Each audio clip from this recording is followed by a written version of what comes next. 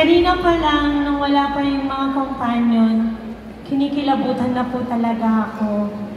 And ngayon, na nandito kayong lahat, grabe po, hindi ko alam kung paano ko i-express yung feeling ko.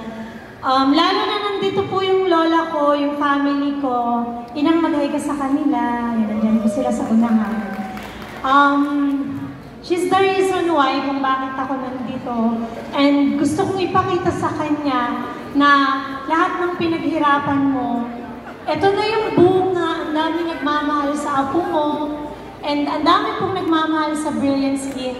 Lalo na po kayo, sabi ko, bibigyan ko ng magandang launching ang Hello Melo, ang ating bagong product. And sino kaya yung bagong endorser? Actually, ang dami nang nang-away sa akin sa Facebook kasi sabi nila, Miss Glenda, sobrang naiinip na kami, i-launch mo na yan.